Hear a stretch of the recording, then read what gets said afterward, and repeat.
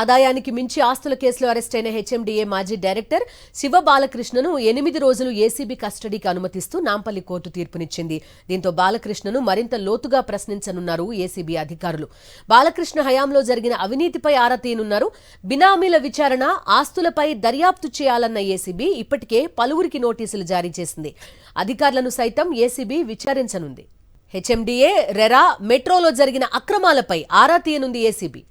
High-rise building అనుమతుల్లో అక్రమాలపై కూడా విచారణ చేపట్టనుంది. కోర్టులను సైతం తప్పుదోవ పట్టించి వివాదాస్పద భూముల్లో అనుమతులిచ్చినట్టు ఏసీబీకి పలు ఫిర్యాదులు అందాయి.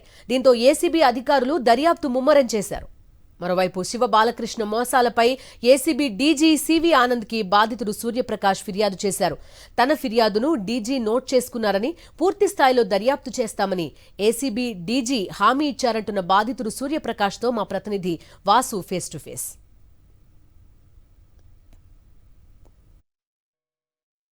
ఏసీబీ కేసులో అరెస్ట్ అయినటువంటి హెచ్ఎండిఏ మాజీ డైరెక్టర్ శివబాలకృష్ణ బాధితులు ఇప్పటికే ఏసీబీ డీజీని కలిశారు. సివి ఆనంద్తో పూర్తిస్థాయిలో దర్యాప్తు చెప్తామని కూడా సివి ఆనంద్ హామీ ఇచ్చినట్టుగా చెప్తా ఉన్నారు.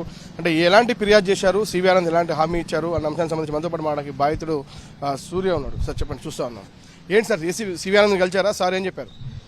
నేను మా అమ్మగారితో కలిసి సివి ఆనంద్ గారిని కలిశానండి. ఆయనకు ఒక రిప్రజెంటేషన్ ఇచ్చాము. ఆయన మొత్తం చదివారు అండ్ ఆ లెటర్లో అంశాల గురించి కంప్లీట్గా ఎక్స్ప్లెయిన్ చేశానండి. అండ్ ఆయన నోట్ డౌన్ చేసుకున్నారు ప్రతి అంశం.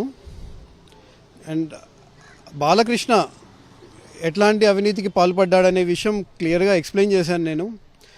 ఆయన దాన్ని కంప్లీట్ దర్యాప్తు చేస్తామన్నారు. అదే కాకుండా హెచ్ఎండిఏ ఆయన ఫైల్ తెప్పిస్తామన్నారు.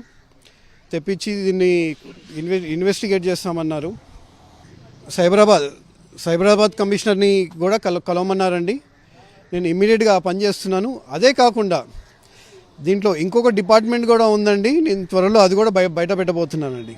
నేను ఫాల్స్ అఫిడవిట్ గురించి కూడా, ఈ బాలకృష్ణ ఏదైతే ఫాల్స్ అఫిడవిట్ హైకోర్టులో దాఖలు చేశారో దాని గురించి కూడా మెన్షన్ చేశానండి. దాంట్లో ఉన్న అంశాలన్నీ అబద్ధాలు.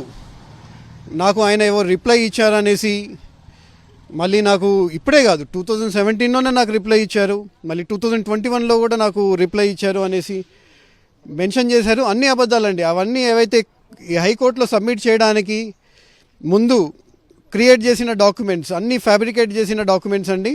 మీరు ప్రధానంగా ఏం ప్రభుత్వాన్ని కానీ, ఏసీబీని కానీ, సైబరాబాద్ సిపిని కానీ ఏం కోరుతా ఉన్నారు? ఎలాంటి ఇన్వెస్టిగేషన్ కోరుతా ఉన్నారు? దీంట్లో కంప్లీట్ దర్యాప్తు చేయాలండి. ఎందుకంటే దీంట్లో శివ బాలకృష్ణ ఒక్కడు కాదు, దీంట్లో చిన్న చేపలు ఉన్నారు, పెద్ద చేపలు కూడా ఉన్నారండి. అన్నీ బయటికి రావాలి, అప్పుడే న్యాయం జరుగుతుందండి.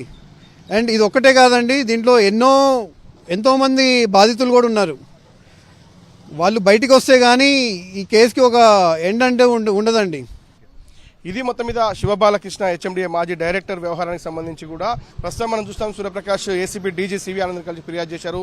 సివి ఆనంద్ సానుకూలంగా స్పందించారు. సైబరాబాద్ సిపికి ఫిర్యాదు చేయండి, సేమ్ టైం హెచ్ఎండిఏ డైరెక్టర్ కూడా కలిసి మీ వివరాలు ఇవ్వండి, ఆ తర్వాత మేము ఇన్వెస్టిగేషన్ చేస్తామని కూడా ప్రతి పాయింట్ నోట్ డౌన్ చేసుకున్నారు. దీనిపై ఇక దర్యాప్తు సాగబోతుంది. ఇప్పటివరకు కేవలం ఆదాయానికి మించిన ఆస్తుల కేసు మాత్రమే ఏసీబీ దర్యాప్తు చేస్తుంది. కానీ ఈ సూర్యప్రకాష్ ఫిర్యాదుతో ఈ కేసు కొంత బలం చేకూరినట్టయింది. ఇలాంటి అక్రమార్కులు ఇంకా ఎంతమంది ఉన్నారు, ఎంతమంది ఇలాంటి బాధితులు ఉన్నారన్న అంశానికి సంబంధించి పూర్తి స్థాయిలో కూడా దర్యాప్తు చేయబోతోంది ఏసీబీ.